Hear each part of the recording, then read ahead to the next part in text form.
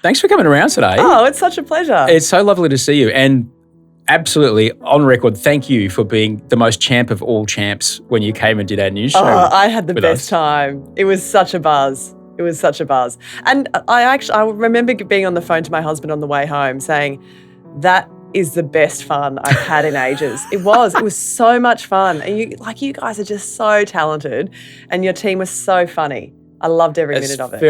Because I came on your show I can't remember what I was there to talk about, but I pitched both you and David. Yeah. And you were just like, yes, I'm in. I'll do it.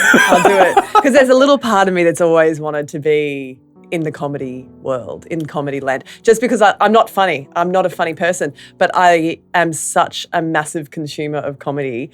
And I'm such a fan of people in that world, especially in the Aussie industry. We have the funniest people in the world in this country. So to be able to step into your world for like 5 minutes was such a treat.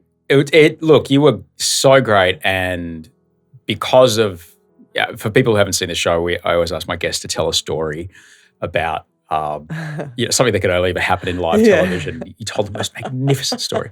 And the callbacks that came throughout the whole show. It's such a treat because a whole part of the show for me is just pointing out just the preposterousness of this work site. Of skydiving live on television. Well, but what things are okay in that context? It's nuts. It's nuts. This is why they make so many TV shows about breakfast television. Well, there's one really prominent one. Yes. Which I remember I think in season 1, I'm talking about Morning Wars. Yeah. In season 1, when he reaches under the table and pushes the button that locks the door. Yes. And Audrey didn't know that was a thing. Based on a real scenario. On a real person yes. who actually had that button exactly. that would actually lock the door from across the room. Yes. And he could lock people. It was probably there for, look, I don't want it people was bothering sold me. as a something to help with convenience and security if there's ever an intruder. But, of course, it was read as something much more sinister. Yes. And, So when I watch Morning Wars, I look at the dynamics of the control room and the producers and the jockeying of position for correspondence and things for that anchor role, and also all the other subtext about women in the workforce and men in positions of power and all that kind of stuff. And occasionally, I, as a straight white bloke, go, oh yeah. Mm-hmm. I can't imagine what it's like watching that show for you. Triggering. It is triggering. No. It is. Do you know what? They, I don't know who does the research on that show, but they, in terms of, as you say, the dynamics between control room, producers, floor managers, hair and makeup, and on-air talent, in inverted commas, as, the hosts are called, it's accurate. It's a really, at times, true reflection of those dynamics in the workplace, from executives down. And it's just such it's a weird place. It's such a pressure cooker environment. It really is, because we're not talking about deadlines. We're talking about live TV, and you're doing things as it's breaking. It is a monster. It is a 24-hour monster. It's a machine putting a show like that to air as well. People are tired. They are sleep deprived, so they're extra edgy. Which adds another dynamic to it all. So it's a wild kind of environment to work in. It's really exciting, and the energy is palpable, but it can be full on. It can be really full on. Oh, no doubt. And as I am fond of saying, it's the most exciting time to be working in television. It is. It's also the most terrifying time to be working in television, depending on your outlook and how into pivoting you are. True, yes. And how much you enjoy changing gears. It is. I think you're spot on when you say it's the most exciting time. That early morning shift is really exciting from a news perspective, which sounds odd to people outside of the news.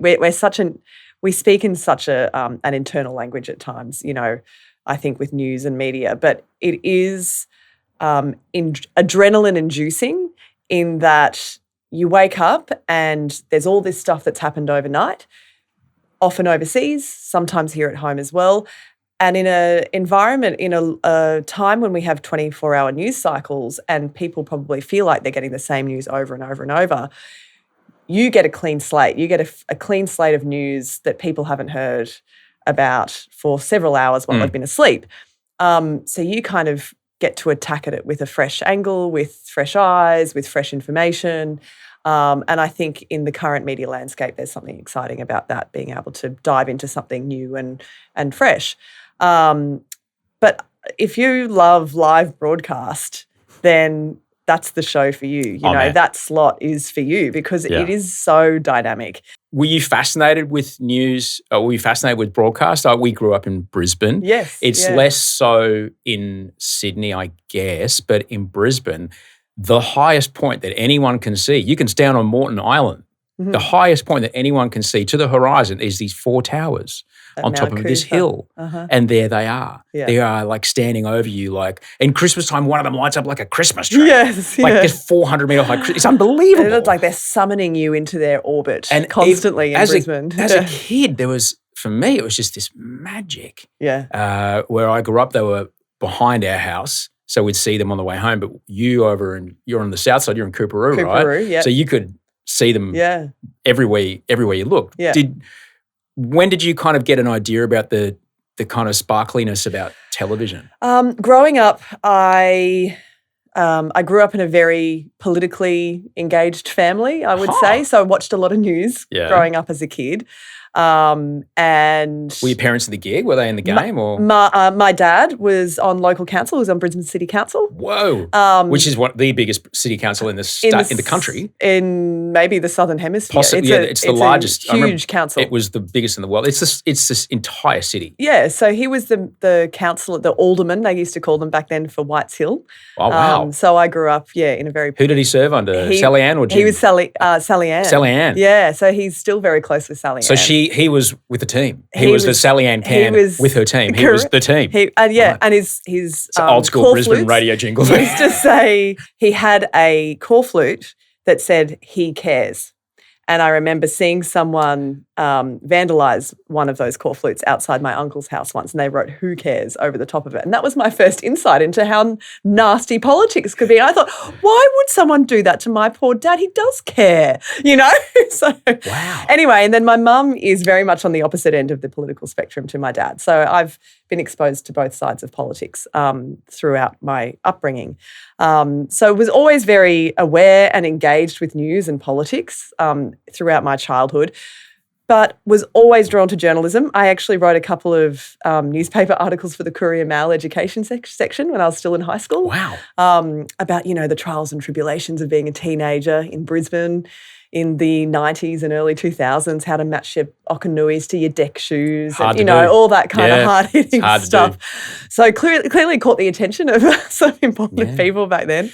But I got a job in the Channel 9 newsroom in my first year of uni. So I got a job, an entry-level job, rolling auto cue and running news scripts to Heather Ford and Bruce Page, who I had grown up watching, you know, as a child. So, and I can honestly say, hand on heart, the moment I stepped into that newsroom, I knew that's where I wanted to be. Wow. I got the buzz, I got the adrenaline, I got the energy, the dynamic of a newsroom on that first day, and I didn't look back. I didn't want to leave. So there's two things that I kind of want to unpack a bit. So Sally Ann Atkinson, Jim and I did a podcast a while back. It's still out there, but we don't do it regularly anymore. And we had Sally Ann on as a guest to talk about the 92 Brisbane Olympic bid, which Sally Ann Atkinson really went for and quite clearly said something along the lines of like, if only we'd bought more mink coats for the wives of the guys, we would have had the Olympics 30, 40 years before we're getting it now. Pretty clear. Like she talked about that night in Paris and how it was very clear that we were really down on the gift giving. Yeah, right. and we dropped a ball. And a bit of the swag. Yeah, right. But she was local politics and state and federal politics. You can have like a Liberal city council. It's anti-Australia, Liberal Party. They're very different to the state and even more different the federal. So your dad was kind of on that kind of economically conservative, righty kind of side? Yeah, but very socially progressive, my dad. He sort of introduced the first recycling program to Brisbane and things like that. So I love getting my extra wheelie bin. Exactly. It was awesome. He's very heritage conscious as well. He heritage listed some items in the area. My dad is just community first, and he always has been, and that's been something that he's really. Did he go overseas on a junket to look at the wheelie bin trucks and all that? I'm not sure about that, actually. That's amazing. I haven't asked him about junkets. Because I'm old enough. We had the Oscar the Grouch tins at the side of the house, right? I remember. And the guys would run up behind your house to come and grab them, and they would sometimes split. And if the policy was if your bag splits, the boys aren't picking it up. You're done. Yeah, and then fair enough. It's Brisbane. It's the summer. There's maggots. Like, you're not going through that. No. And so when the wheelie bins showed up, it was this. Oh my God! There's a robot that comes every week. Yeah. So that's incredible. So it's interesting that now the conservative or the centrist politics is barely existent. Yeah. Whereas you can be economically conservative and socially progressive. Exactly. And that is people that held power in Brisbane for so long. Yeah. Well, I would say at a council level, you probably still see that a lot more than you probably do on a federal level. Yeah. And council is such an interesting, local government is such an interesting level of government because it is very grassroots and it's very connected with the community. So I've had a really interesting insight, I think, into that world through that connection with Dad. But I majored in political science at university because I'd had such strong influences. Yeah, and so your mum was like on the other side. Mum's the other side. Felt hat, kind of. I was at the go-betweens gig. You don't know anything. I saw the Saints. Was it that kind of thing? Do you know my mum? Was it that? Yes. Was it I know Grant McLennan? Was it that sort of thing? Your dad could have been the guy from. Was it that sort of thing? It's very complicated, but yes, Mum is. Did she ever get arrested under a National Party protest against BLP No, she's Peterson? never been arrested. She's never been arrested. But she protested. But she has owned a felt hat. Oh, yes. Yeah. But she was, I'm guessing, like, if she's vociferous, and bear in mind that Brisbane was under quite a nasty, intense conservative rule of the National Party for a long time, 22 years. Queensland itself was an awful place to be.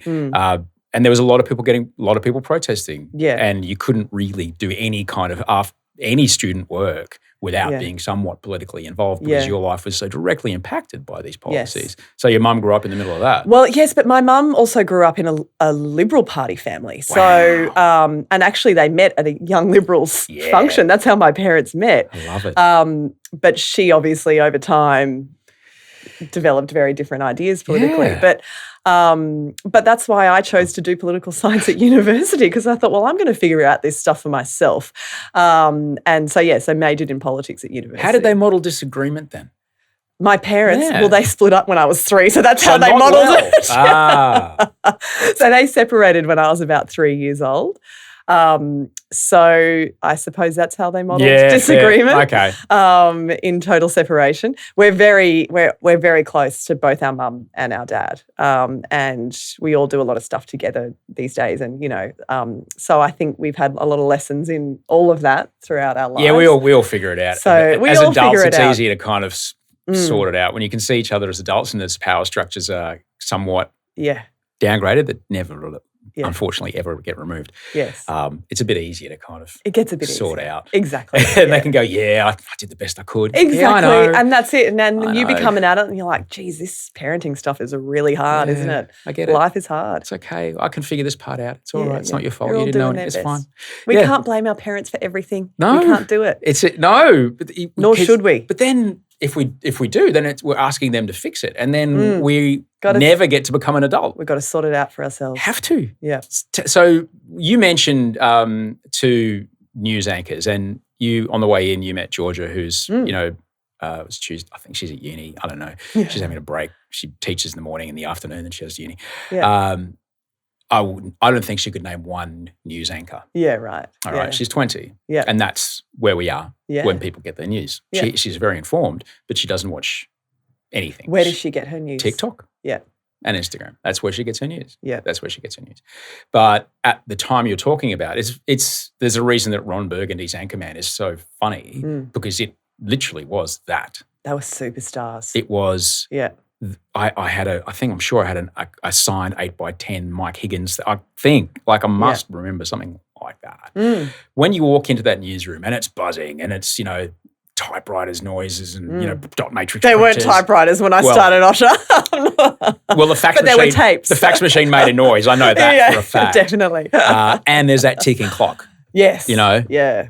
What there's a person that we don't really hear about much, and their name is generally referred to as the news boss. All right, they're the person who calls it. Yeah. What do you remember? Did you ever get to see any of those meetings? Do you ever, remember? Okay, these because there's only 8 slots or 10 slots for a night. Yeah. This is what we're going to go with tonight. Yeah. Oh yeah, I remember those meetings. I used to sit in on them all the time. And you learn to develop a thick skin very quickly. There's no time to beat around the bush. And there was a little more aggro, I would say, in the newsroom. Not the small puppet who's delivering cartoons 2 doors down at Channel 7 in the morning. No, for the weekend. exactly. No. Yes. Different kind of aggro. A very different kind of aggro. Yeah.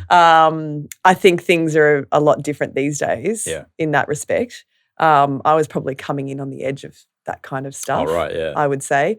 But it's just no nonsense, and I think you come out of high school and I was in the early stages of university where you're probably mollycoddled a little bit at that point in your life. Yeah. So it was definitely an awakening stepping into newsroom meetings as a 19-year-old as well, first year of uni. But, I made some friends in there really quickly and had a little support network, and they're still some of my best friends today. And, it was a really great environment. It was a really exciting environment as a 19-year-old to be in. What did you learn about television or working in this space in that role that you still use today? Oh, everything. Never assume. Ron Kruger, my executive producer, he was the executive producer at the time at QDQ, as we call it, Channel 9 in Queensland. And he'd been there for a long time when I started. And one of my jobs was to type out and time the super bars that go at the bottom of the screen. So it would say, back then, John Howard, Prime Minister, and I would have to put the correct timings in for them. And if I made a spelling mistake on that super bar, I would get a very stern lecture afterwards about why you can never make a mistake as seemingly small as that in the 6 p.m. news. And if I made an assumption on something and it was incorrect, I would get a lecture on why you never assume in the news business. And they're all lessons I needed to learn as a 19-year-old and as a 20-year-old in that newsroom. And it sticks with me. I can hear Ron's voice, and Ron was a gentleman. He really was. And I can hear his voice every time I face an issue like that in the newsroom still today, or in my job today at Today Extra. I hear his voice in my head saying, never assume, and it's always with me, and it served me throughout my career.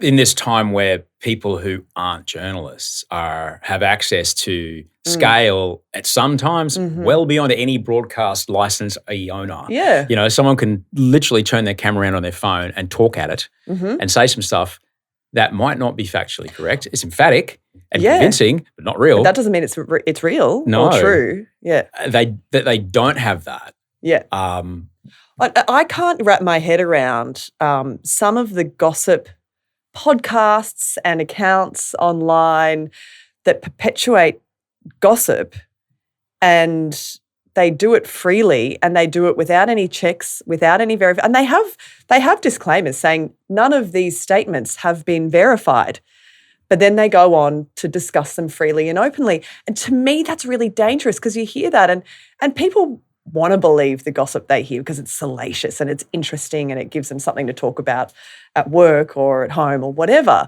And I find it fascinating that these organisations and these groups, sometimes just individuals, can do that so freely, because it's so against everything we've been taught as journalists. I mean, they're not journalists and they're not claiming to be, but they are handling really significant information in a really amateur way and at times irresponsible way. Look at what's going on with Princess Kate at the moment. I went down that wormhole. Wow. So as we're recording this is the time of history where a very poorly used Photoshop clone brush set off a chain reaction of the deep state's taking over the UK conspiracy shit. Yeah. And the rumours swirling around that, some of them are very damaging if, they're damaging as rumours. Yeah. And I find it interesting that, and I find it a little bit they learned their lesson with worrying Princess Di. They learned their lesson with Harry and Will.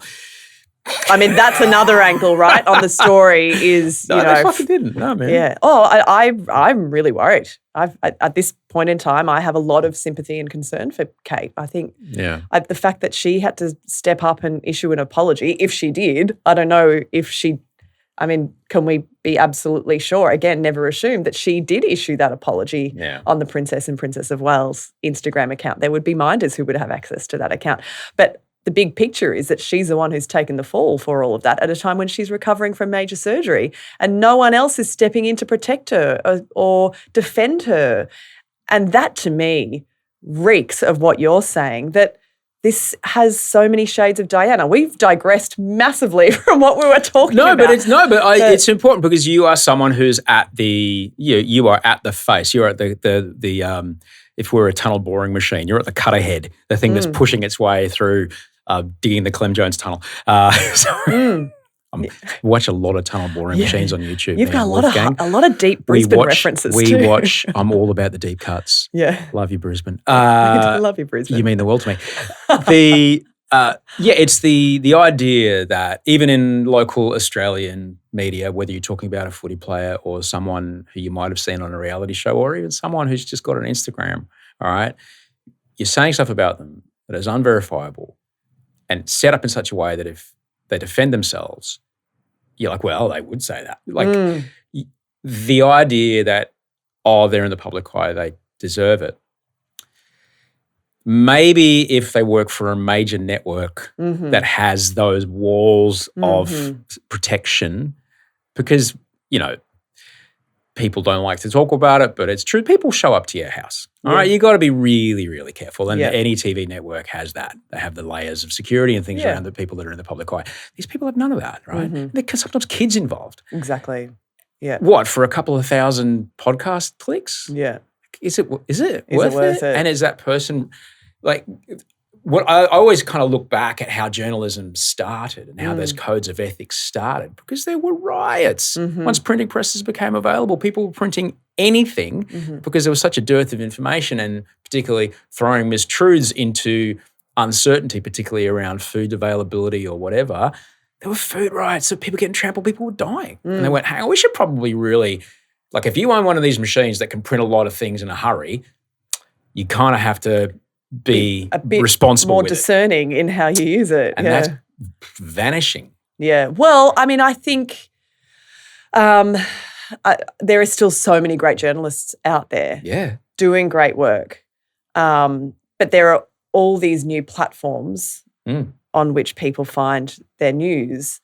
And so it's getting much harder to tell who to trust and who not to trust. And that's the big challenge that we face, that and, the likes of Meta just plucking all that money out and creating, that's an existential issue for journalism. For democracy. It really truly is. It's actually not to, we could sit here and talk about, so how do you raise the children as a woman who works and down? Oh, yeah. No, we'll get to that part. Don't worry, we'll get to that part. We'll get to that part. It's a juggling act. It's the juggle and the guilt.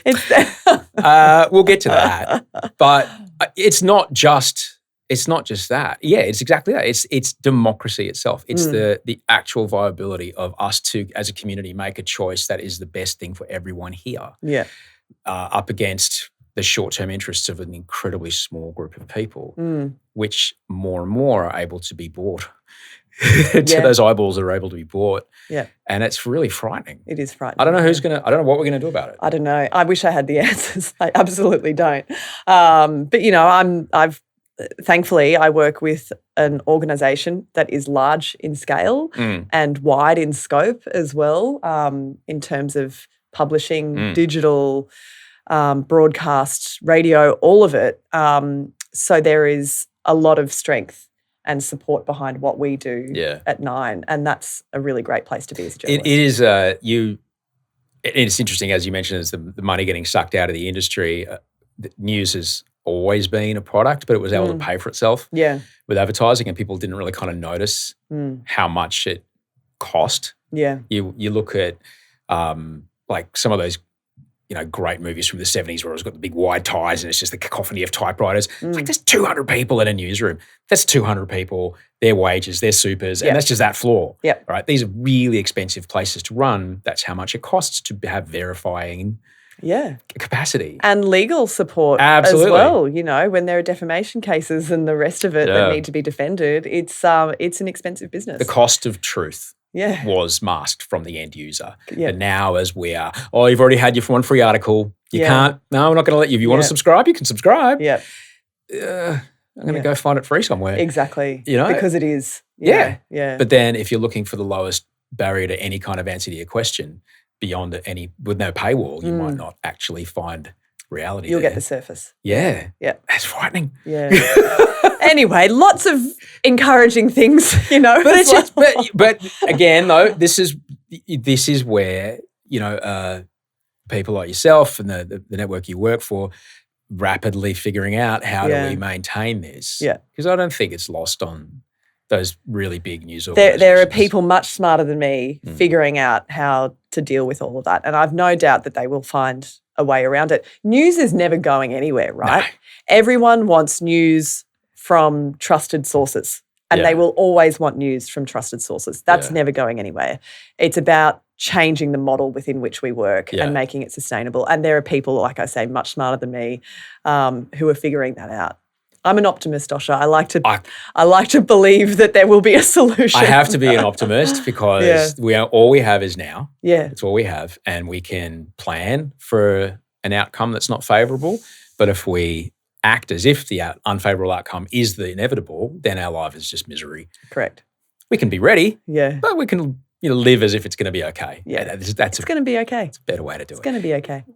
You're 19, you're first year uni, you're in a big kind of newsroom that's probably just about to experience a fair amount of change. So there's probably still guys hanging on from the 70s and 80s that are in positions of power, men. Yeah. What did your experiences being a young woman in that space, how did that inform when you found out you were having boys? Interesting. Wow. How did my time early on in the industry inform my approach to being a mother of boys? Yes. I think I wouldn't say that time specifically has come up for me, but your experience in the industry. I think my experience in life on the whole has informed my approach to mothering boys, to raising boys. And I think a lot of that, put the internal stuff aside, being in the newsroom, being a journalist, and I suppose having witnessed some pretty dark things over the years, some distressing things, being in that bubble of news where it's a lot of doom and gloom at times, has maybe given me a certain perspective on things. My time in the newsroom early on as a 19-year-old, there were some challenges for me. There were some moments, there's some moments that were maybe uncomfortable. And I would say I felt probably conscious of how I felt in that dynamic, being a young girl at that stage, 19 years old, in a newsroom that was predominantly male. I would say, though, I actually had a lot of support. The news director at the time, Lee, was very supportive of me. He had daughters a similar age to me, and so I felt really nurtured by him in many ways. I mentioned Ron as well, Paul Reed, who was the chief of staff, also very caring towards me. And so I actually had a really positive experience at that early stage in my career. You always feel probably small, I think, as a young woman stepping into that world in many ways, and it can take a long time to build up your confidence in that kind of space, a very robust environment. But I had a lot of support early on, and I think I don't know how that's informed me as a mother, but it's definitely I was modelled some really good behaviour, I think, in those early days. It hasn't always been perfect, you know. I think like any industry, like any newsroom, it hasn't always been perfect. And I have felt reduced by people at times in my career, and I have felt undermined by people. But I started at a time as well when there were a lot of women coming up through the ranks. So I had a safe harbour. Wherever I've been in my career, I've had a safe harbour of support and friendship and people looking after me. And so that has helped me immensely throughout my life. Again, let me ask you in a different way. Like, I can only understand that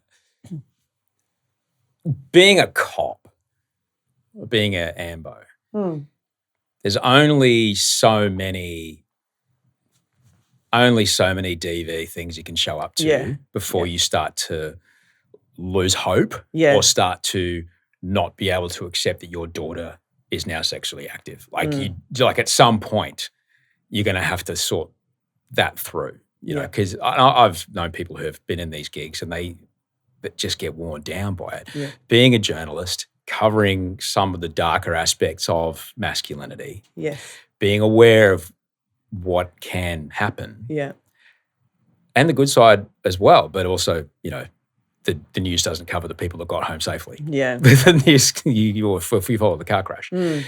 When you realised we're having boys,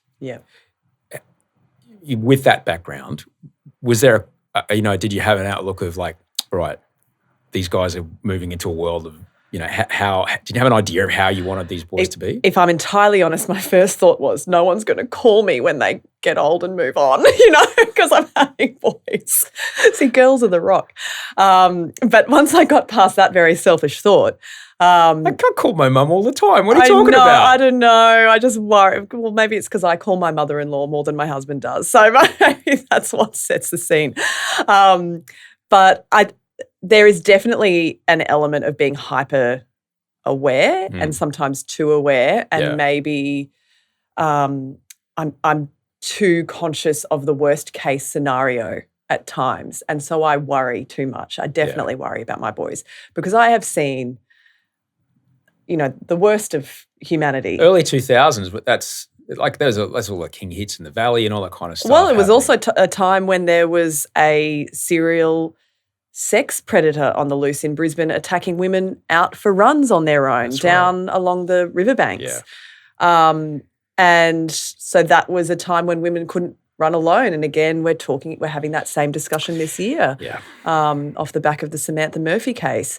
So I would say there's an element of my work life having an impact on me with my boys in that way, but there's also just my upbringing, I think, with a very matriarchal family influence. My mother's a very strong woman, a very independent woman, and so that female independence is very strong in my family, family's DNA. And so I'd say it's a little column A, it's a little column B.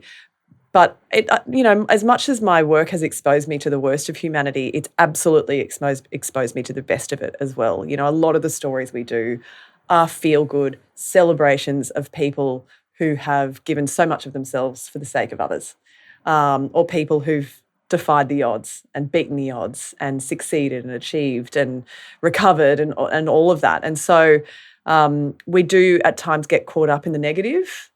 But there is so much positive in the job that I do that I think that helps me to keep a little balanced as well. Yeah. When when the first child comes along, like no one has any idea. There's no way to describe it. There's no, you might have had even you might have been really quite the oldest of 5 and seen, I remember changing my youngest brother's nappies, right? That doesn't mean I have experience in parenting this one. Yeah. Because on the day of their birth, me and Audrey have exactly the same parenting experience with this child. Yeah. Every child comes with different challenges. Did you and your husband kind of have a chat about how you wanted things to go beforehand? Did you figure it out as you went? We absolutely figured it out as we went along. I think Pete and I are very fortunate. We're very much on the same page with all the important things. Yeah. And so we're very much in sync with a lot of those things. And we both had really similar upbringings as well. We've sort of tread a similar path in life, and I think that really helps because we have the same values and principles and hopes and things for the future. So we arrived day one with Oscar, and I think we were totally hit for 6 in every possible way. No one can prepare you for how much your heart grows and kind of explodes out of your chest. No one can prepare you for the exhaustion and the torture of sleep deprivation, but also that overwhelming feeling of, can I do this? And am I up to it? Am I doing the right thing? And it was the times when my mum or my sister or Pete would just simply say, you're doing a great job. And I would burst into tears because that's all you want to hear. You want to hear someone say, yeah, you're doing the right thing. You're doing a great job. And it was just such a wild mix of emotions and just intense emotions at that time. It's a lot of pressure, because somehow my phone figures out that I have a newborn. Oh my God, it's the feed. And then it's constant. So this is I'm going to make up a name. This is Oliver, and Oliver's 9 months old. Yeah. He's spelling his alphabet already. And it's shown that, if you get the 9-month-old to do the dishes, it sets them up for a great life. This is me having a nap in the middle of the day while he folds laundry. Like, fuck off. Fuck off. No. It's the same like when they figure out how old I am and then they show me a photo of a bloke who's my age with way less body fat. I'm like, I know, stop it. Stop trolling me. I don't want this. I know. It's a great resource. Yeah. I can go, it's actually a pretty good idea of how to figure out how to get him to not watch his show. Yeah, this is the balance though, right? Yeah. Because once you show a little interest in parenting content, forget it. Your algorithm is flooded with parenting comments and content, and you are being told every time you open Instagram that you're doing it wrong and you could be doing it better, and here are 1,000 examples of why you're stuffing it up. And so you feel useless. You feel totally useless. Actually, the best advice I've heard was from Jen. So Jen came on our show recently. She's a parenting expert who sort of teaches one-on-one with a lot of parents. And she said, if you are doing it right 30% of the time, you're doing well. And that was all I needed to have this enormous weight off my shoulders to think, okay, I'm aware of what probably best practice is here. Yeah. I'm not always going to be having a great day, so I'm probably not always going to have the mental capacity to do it right. But if I'm doing it right 30% of the time, then that's kind of cool. That's achievable. I can do that without sending myself to the parenting asylum. I think that's okay.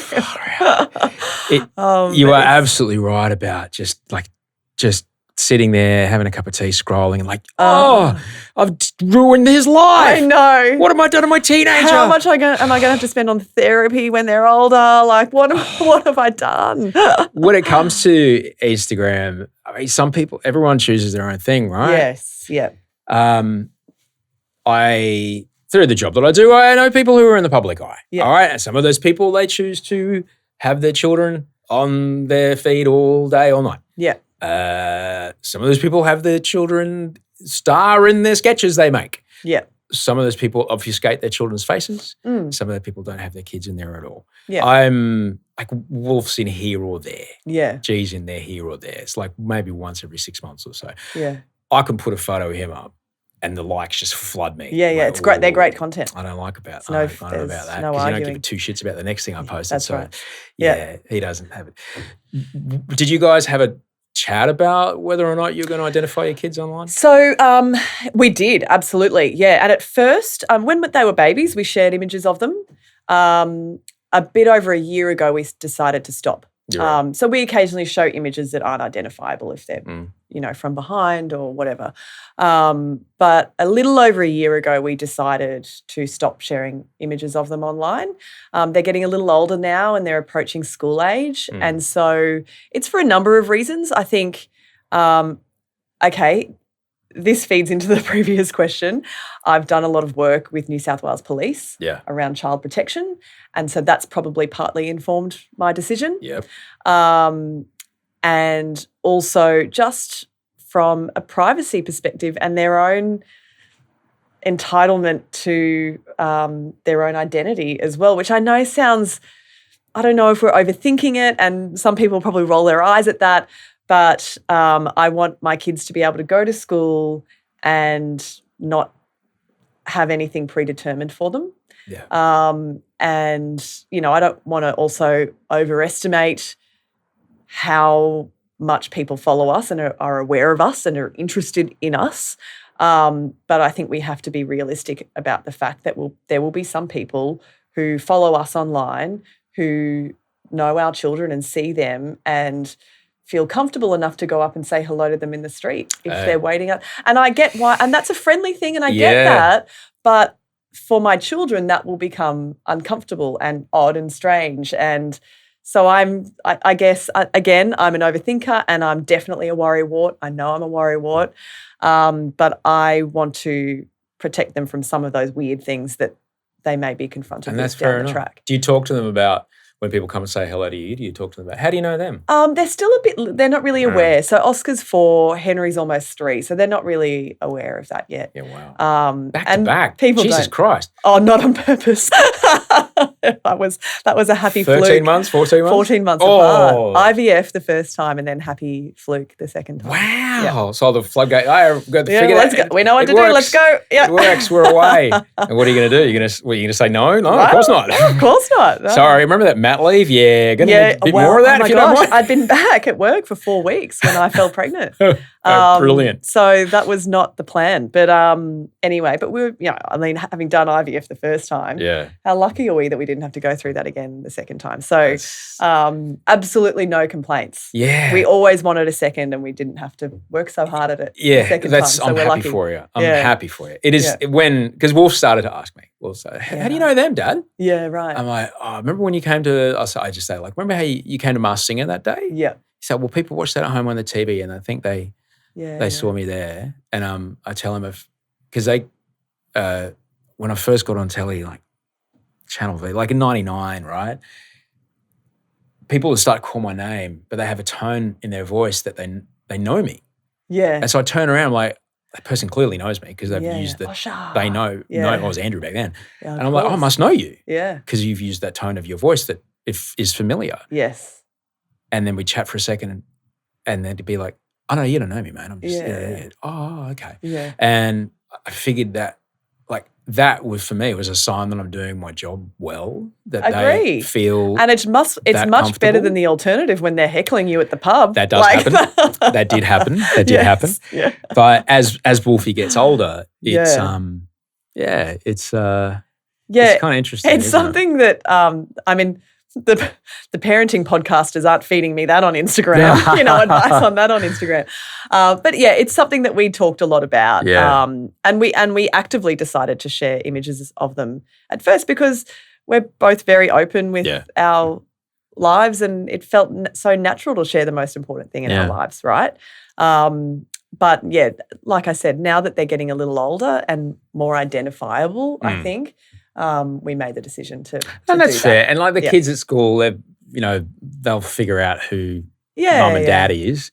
Yeah. And they might say some stuff, but it'll be But they don't want to see photos of them sitting on the toilet from when they were, No, you're precisely right. People don't want to go back in time and see them. There you are nude in the bath. That's right. You don't want that. When you are working in the space you're working in, and, you mentioned the case of the jogger down in Ballarat who's gone missing. They still haven't found her, haven't found her. It's terrible, right? And after I met Georgia, it happened she was 10 when I showed up, right? I was fine. Then I meet Georgia. A couple short weeks go by, and then I'm crying at a TVC. I'm crying at an ad that has a kid in it.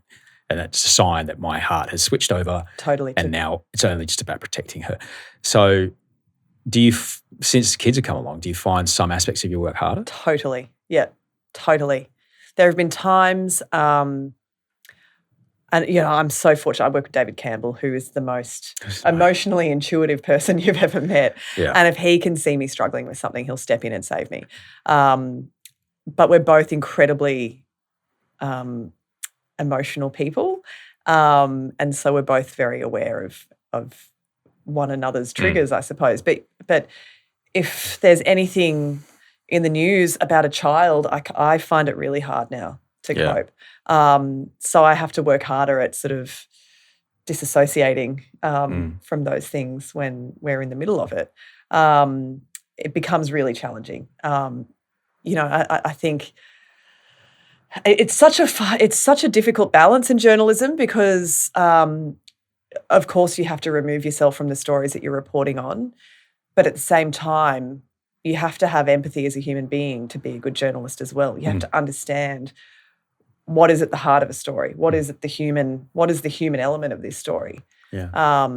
And so you have to find a balance between engaging with the humanity of something, but also disassociating yourself from it as well, because it's not about me and I can't make it about me, but it's very hard when you see, everyone's heart aches when you see a story about a child who's experienced something horrific. Yeah. But it's my job to put my own emotions in that aside. I don't have the answer for that. I don't have, and I don't know if anyone does. But it makes you good at what you do. You want to be able to have that, and people will know that they have. I truly believe that there's a thing in your voice, there's a look on your face that shows. I know this is awful that I'm talking about. And people will get that, and that's what makes you good at your job. What about how do you then turn up again the next day? Do you have a decompression protocol? Like, do you have something when you finish the day that exercise is my slate cleaner. Exercise is my non-negotiable. I need it. I need it for my mental health. What's that look like for you? It depends on the day. Running, I do a lot of running. Nice. Which is, to me, that's just the ultimate head clearer. I do some weights training, pump a bit of iron. It's important. Lift heavy stuff. I'm a lifter. You've got to lift heavy stuff. And just walking, whatever, anything. Bit of yoga for half an hour at home. Yeah. I did that the other night. I hadn't done anything all day. I put the kids to bed and I did 30 minutes of yoga in the living room. I slept so soundly that night. Right. But I know I can feel myself. I was sick last week, so I didn't exercise for a week. And by Saturday, I was saying to Pete, the anxiety is settling in my stomach. I need to go for a run now. And I just did an easy 5Ks and it felt like a new person. So that is my self-care, I suppose. That's how I kind of decompress and reset and move forward into the next day. And it sounds like to me like you, despite you were unwell, but it sounds like as hard as you can, you try to protect that time. I do, yeah. I try really hard to protect that time. And it doesn't always work. Sometimes you'll have a crazy week and you'll get no exercise done in a week. But I pay the price for that mentally, definitely. So I do. I try to protect that time as much as I can. It's so important. I've been talking about it a bit lately because I think exercise got sold to me as this is a thing that people who want to be skinny do. Yeah. Or this is the people who want to be fast or massive. This is what they do. If exercise has been sold to me as like, this is what people who want to not shout at other people when they're having a hard day do. Yeah. This is what people who want to be able to think clearly when everything's confusing do. Mm-hmm. I probably would have been way more into it way younger. Yeah. But it's sold to us as an aesthetic outcome. Correct. It's very rarely sold to us as if ever, just a resilience outcome, which ultimately it is because there are hormones that get released into your body that allow you to shift mood states far easier, but only get released when you're putting your body under these conditions. Not super stressful. Like a walk will do it. Yeah. You know? Yeah, totally. Yeah. But we're not told that when Yeah. we're little, Yeah. which is kind of weird. Were you a sporty kid? Really sporty. Yeah. And so I think that set me up for a lifetime Right. of enjoying it. Yeah. Right. I played everything, you name it, I played it. Water polo? Yeah, did one season of water polo. Didn't like being grabbed out under the water, so I'm a bit of a wuss like that. So Gee, loved the water polo. Oh, yeah? Yeah. Loved that it was, There's all the stuff that went on under the water was fair game. Yeah, right. And her and her mates, they were mad for it. I was more of a netballer. I like the 3 feet, you know. How's your knees? They're fine. Well, that's amazing. Freakishly fine, yeah. I can't explain it. I played a lot of netball, did a lot of swimming. I did shot put, I did high jump, touch footy, cricket. I was in the girls' first 11 at Brisbane State High. Nice. Yep. So coached by Mr. Marnie. So no, loved it. I loved sport as a kid, and I think that really set me up for life, probably. It really. I spoke with Liz Ellis on the show not long ago. My hero. Yeah, we basically spoke about that pretty much the entire time of how valuable sport is for young, no matter what it is. Yeah. That is the idea of, that you can get good at something. You won't get good at it straight away. It's going to be hard. Yeah. And, but you can do it and you'll adapt and other people will rely on you. But also getting overlooked.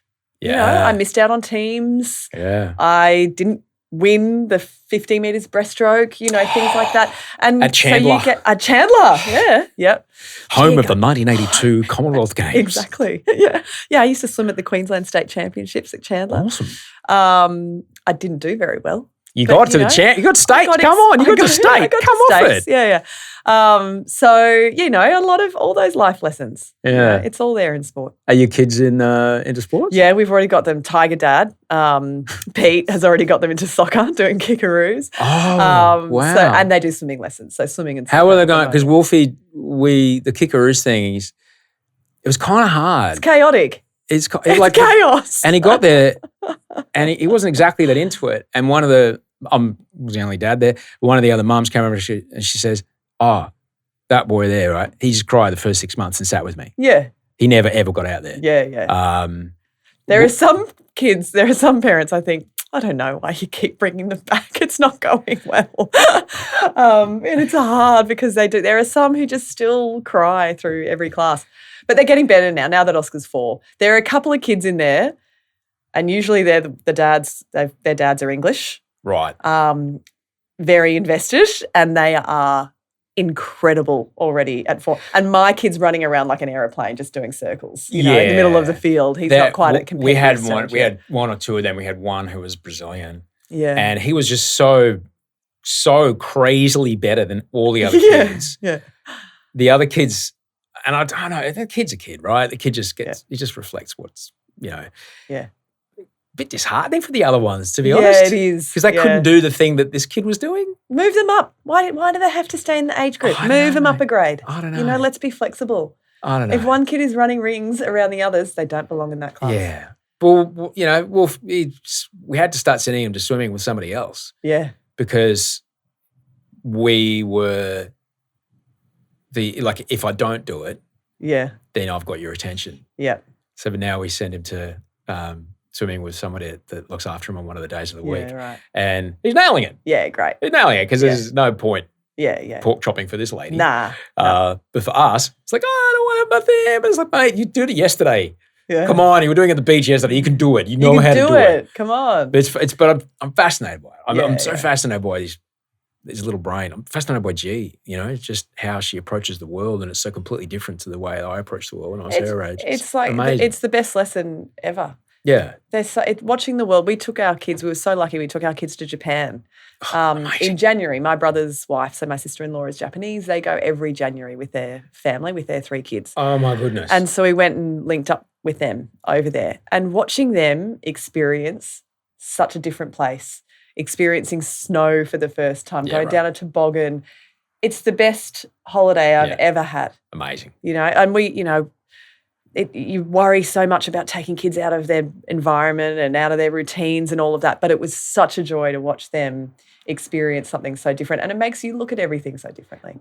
Yeah, Japan's one of those places that you go and I found Brazil to be like this as well. It's like, thanks, Western culture. We'll take that and that. Yeah. Oh, and that. You keep everything else. We're fine. Yeah. And you go there and be like, oh, so trains can be this? Yes. Huh. You can have onigiri in the 7-Eleven. Wow. So hang on a second. So an entire community-wide, society-wide pride in our work, because if I work well, it's good for you. Oh. Amazing. Okay. Yeah. It's not me first in the gimmies. It's, I do this so we can do this. Exactly. You get a bit around that for a little bit. Yeah. And like an extraordinary capitalist country, like unbelievable economically successful from what happened post-World War II through to the 90s. It's unbelievable what they pulled off by taking these tiny little bits of westernization and then going, we'll just apply this to these ancient principles of collective outcome. I mean, what they have done with vending machines is just unreal. Coffee everywhere. Unreal. Just everywhere. Yeah. Coffee. So you name good. it. It's like, no, this sushi was made an hour ago. I know. And now it's in a machine in a Subway. It's incredible. And it's amazing. Yeah. So imagine being a 4-year-old taking all that in. It's unreal. No, none of the food would look like anything that these kids are used to. How did they go? Oh, no, they went really well. So I've been taking them to the sushi train. I was taking them to the sushi train in the lead up. Yeah. So they were pretty across sushi and karage chicken, which, is basically like KFC. And they can both murder a bowl of rice. So there you go. They did really well, actually. How were their chopsticks? They were okay. The 4-year-old plays around with them a bit. He goes okay. Yeah. The 3-year-old was asking for a spoon everywhere we went. That's right. But sadly, the highlight for Oscar was a chip on a stick at Harajuku markets. So, you can take the boy out of Sydney. But Taste of home. It's a taste. It's a taste of home. It's so good. When you are in a job like yours, which is a job of some profile, people would ask you to support their cause. I'm sure somebody asked you for Taylor Swift tickets. I didn't get asked because I'm not in the really music. I'm not in the music game much anymore. But I'm sure you were like your DMs. Well, can I please have? People want you to help their causes because you have a voice. Yeah. When it comes to choosing something that you help, where do you choose and why do you choose? Well, I have a long association with Young Care, which is a Queensland-based charity. It's national in its reach, though. Yeah. And that came about through a couple of things. So firstly, I did stories with them back when I was a reporter in Brisbane. They support young adults in Australia who are living with high needs disabilities. Their focus for years has been on getting those people out of aged care. Because that's essentially the only option for these are people that need time. such high care. Exactly. The only options they have is to live with a bunch of 75-year-olds. Which is totally inappropriate. And they're, 14, it's 15. totally inappropriate. And so they have for years been building brick by brick accommodation that is modern and bright and accessible and with Wi-Fi. And with Wi-Fi, exactly. Everything's touch pads and movable tables and everything. It's so refreshing to walk into a Young Care share house, and not just for the residents but for their families too. Who've suffered watching their loved ones suffer in a place that is totally inappropriate for them. So they've done that, but they've also provided a lot of grants to help to modify the family home if that's what the family need and want. Through the NDIS, that is really shifting now, and a lot of young people are getting out of aged care, which is fantastic because there's more specialist disability accommodation available. So they're looking at other ways to support people who are living with high care needs. And crucially, they're working as an advocate for people with disability. I think a lot of, in the shift to the NDIS, which is a crucial part of our country, it's amazing. A crucial lifeboat for so many Australians. There are more than 4 million Australians living with disabilities. And they are a crucial support network for those people and, again, their families. But there has to be still advocacy at a grassroots level.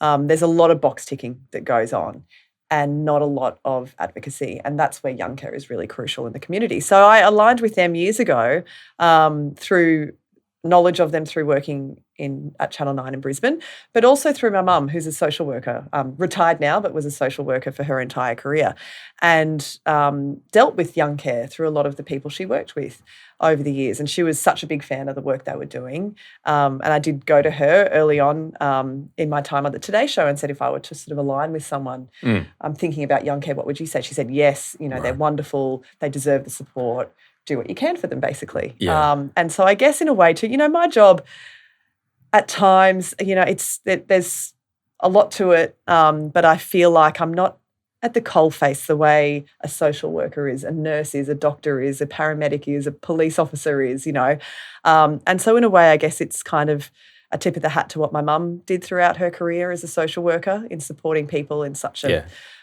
critical way.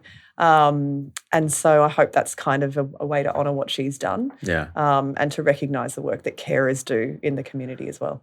When you, I'm sure you get asked to do this sort of thing where you go and speak to a class of high school kids or something like that. When you speak to a group of young women who, and I know, this happens to me, I will go and speak to young people and I'll look in a room and then I'll go, it's you right there. And they're the one that come and speak to me afterwards. Yeah. And they're the ones that email me and they're the ones I'm like, yeah, sure, you can come and I'm like, it's going to be you. When you speak to young people who are looking to pursue a career in this kind of space, what do you say to them? I say be patient, because things aren't linear. You will go on a roundabout journey to get wherever you want to go. And I also say keep your options open. A lot of us, there's pressure put on us from childhood by people saying, what do you want to be? What do you want to do? Where do you want to go? And we have to have this answer ready for everyone. I want to be a fireman, or I want to be a doctor, I want to be a lawyer. And I think you grow and evolve throughout your life, and different opportunities present themselves at different times, and you don't want to miss a great opportunity just because it's not what fits that path that you had set for yourself. Yeah. And you never know what's going to speak to you. I've landed in roles that weren't on the plan, and I've enjoyed them so much, and I've learnt so much in those roles as well. So you just never know what is going to work for you. So I always say keep an open mind, and be patient, I think, because things don't just fall in your lap the way you want them to. Yeah. Yeah. And what about, what do you tell them about work ethic? Work your backside off. I say work your backside off. Yeah. Because you have to, I mean, it's a balance, again, of knowing what you're worth, and asking for what you're worth, but also putting in the hard yards and learning from everyone around you. And that's the other thing too is, in my business, you're more likely to learn the best stuff off the cameraman who've worked with every journalist, right, and every producer, and have seen best practice, work practice, and everything, worst practice, and everything in between. So you've got to be open to learning from everyone around you, because everyone has something to teach you, and that doesn't stop. I learn off David Campbell every day, right? He's just such a class act. I sit next to Dickie. I never take any of that for granted. They've seen and interviewed everyone over the years, and they both have encyclopedic knowledge of news and pop culture and entertainment, everything. But I also work with a predominantly female production team who a lot of them are in their 20s, some in their 30s, and I learn so much from them every day. They're tapped into stuff that is not on my radar. I'm not on TikTok. You've got I'm no longer kids under the age of 5. X. Come on, what? But it's not just that. It's they come from really diverse backgrounds. Yeah. They teach me so much every day, and so you've got to be really open to being a sponge your entire life and your entire career. Yeah, you're absolutely right. If it wasn't for Brad Davis, Jim Walpole, Pete Mazzaferro, Michael Jackson, and lately Glenn Steer, these 5 camera operators, who mostly Brad. Brad, when I first started, he just took me aside and said, "Hey, mate, thanks, man, I will." Oh, yeah. amazing. Yeah, they're You best. couldn't have said it better. Yeah. Without a doubt. Yeah. When you came and did the show with us at the Factory Theatre, when I talked to Claire the next day, Claire, one of the cast, she's like, she can come back anytime. She was amazing. That's so sweet. No, honestly, and she didn't say that about everybody. So there's an open door. If you ever want to come and be a part of it, I will be back. We're doing the Melbourne Comedy Festival. If you're down there, yeah. Oh, I'll have to rearrange some things so I can make sure I can be there. I'm putting my special guest list together now. So already looked, so I keep it secret from the cast because they didn't know you were coming either. Yeah. I love it. But we had George Danikian come and do it. Oh, wow. And he said, I'm only going to do it if I get to read the news with you. Oh, that's amazing. And I said, okay, well, I'm gonna write a script. And then he goes, yep, okay, you'll send it to me. Yes, of course. And I said, now, George, I might put some things that are difficult to pronounce. And then he goes, I wouldn't expect anything less. Because that was his thing. And he was on SBS, was the really ridiculous pronunciations. Yeah. And under the bus, I threw, and he's boom, like Nailed 7-syllable Indonesian Still town got names. it. Amazing. He was doing lines about, he was doing jokes about drug busted toilet cubicles, and like he was so good. When I grew up, I want to be him. Yeah. He's so sprightly. He's 72. Yeah. And he looks maybe a year and a half older than me. Yeah, wow. Yeah. I want to be that guy. Yeah. He's going well. When I grow up. He's going well. Well, you have collected an amazing cast on that show. They are so damn funny. They're so smart. They're so quick. I just loved it. I loved being around them. I'm so glad you came. And part of it, again, part of it is I put the show together because there's this really ridiculous part of the job that you do and I do where we're all just kind of standing around in an empty, quiet room while we watch a red clock count backwards for 4 minutes. What are we doing? I know. What do we do? Yeah. And there's the wild stuff that happens in those moments. It's just when we're left to our own devices. It's dangerous. It's so dangerous, and it's hilarious. Yeah. And it's a beautiful trope to play with. And, it is. It's quite open to. It's fun. Yeah. And I can't you've wait. created something really fun. Well, I hope so. Yeah. Come on down if you're in. You got it. Bring the kids. Yeah. You're the best. Thanks for making time for this. It's a pleasure.